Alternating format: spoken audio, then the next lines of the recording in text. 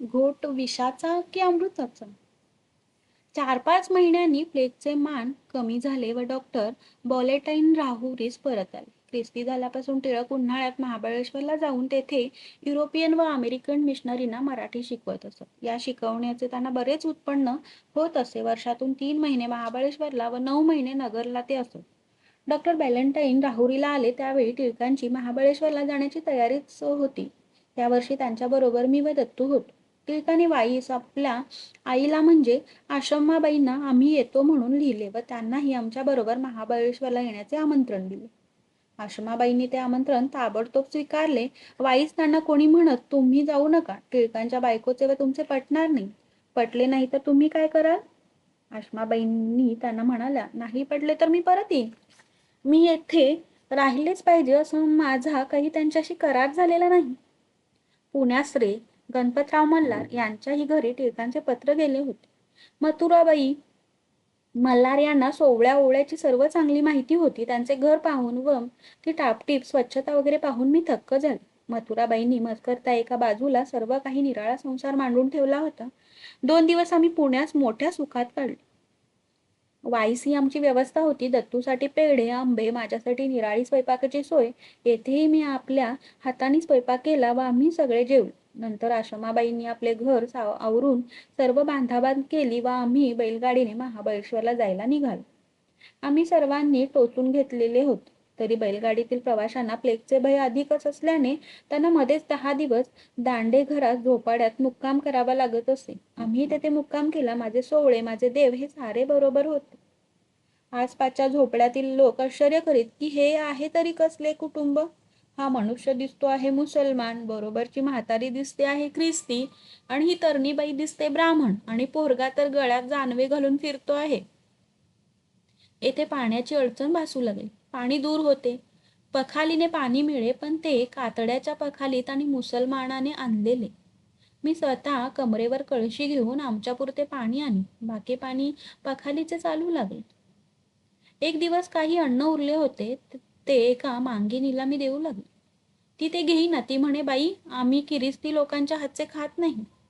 मला ते ऐकून फारच वाईट वाटले. मी ढसाढसा रडले. टिळक, आश्माबाई यांनी माझी समजूत घालण्याचा प्रयत्न केला पण माझे आपले तेच.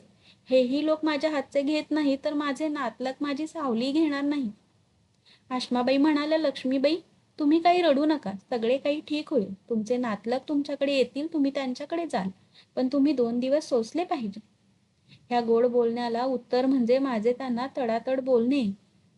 पण ती माऊली बिचारी चांगल्या स्वभावाची म्हणून तिने माझे सगळे बोलणे निमूटपणे ऐकून घेतले.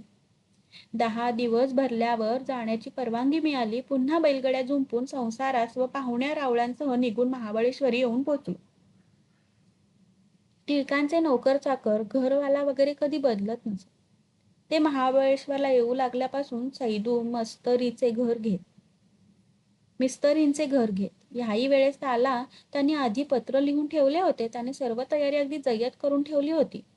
बाड बिछाणा, दूध, तूप, दही, लोणी, भाजीपाला, सरपण इतकेच नाही तर या दाढी दीक्षितांनी पाणी सुद्धा भरून ठेवले होते. काय तो स्वयंपाकच करायचा राहिला होता. 10च्या सुमारास आम्ही महाबळेश्वरात बिराडी जाऊन पोहोचलो. घरवाल्याने घर उघडून दिले. सामान सुमान गाड्यातून काढले. तो आपल्या कामाला लागला. दत्तू खेळण्यास, टिळक लिहिण्यास, आश्रमाबाई ड्रॉइंग रूम सजवण्यास व मी स्वयंपाक करण्यास. विहीर घरापासून बाहेर 4 हातांवर सडकेच्या बाजूला होती.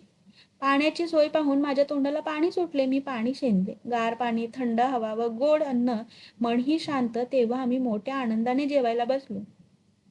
टिळक व आश्रमाबाई एका पंक्तीला बसली.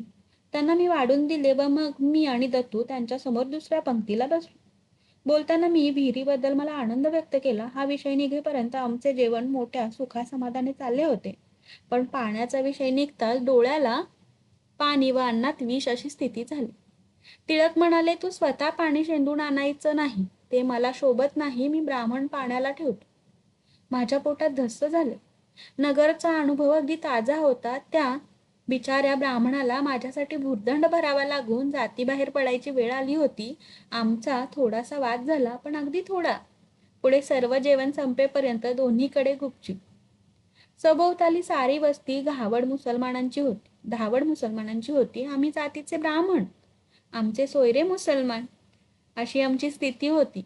उद्या ब्राह्मण कोटला मिळायला आणि टिळकांना तेथे ब्राह्मण शोधित बसायला वेळ तरी कोठे होता. पहाटे 6 पासून संध्याकाळी 6 पर्यंत त्यांना कामं होते. तरी मला अजून आधार वाटत होता. माझ्याजवळ अजून 2 घागरी भरलेल्या होत्या. रात्रीची जेवण झाली. 1.5 घागर पाणी उरले. रात्री माझी झोप पाणी शोधण्यास गेली. ती पहाटे 4ला घरी आली. जागी झाल्यावर पुढे पाण्याची 1.5 घागर दिसू लागली. सारा दिवस मोठ्या कृपणासारखे वागूनही संध्याकाळला दत्तूला व मला पुरेल इतके पाणी राहिले. आता मात्र माझी पाचावर धारण बसली. डोळ्याचे पाणी पुष्कळ वाहत होते, पण त्याचा काय उपयोग? टिळक म्हणत, आज तू हे पाणी पी, मी उद्यापासून दुसरी व्यवस्था करतो. मी म्हणे, एकदा प्याले म्हणजे प्याले, मग काय राहिले? नेहमीप्रमाणे जेवण्यास बसले. कंठ दाटून येतच होता.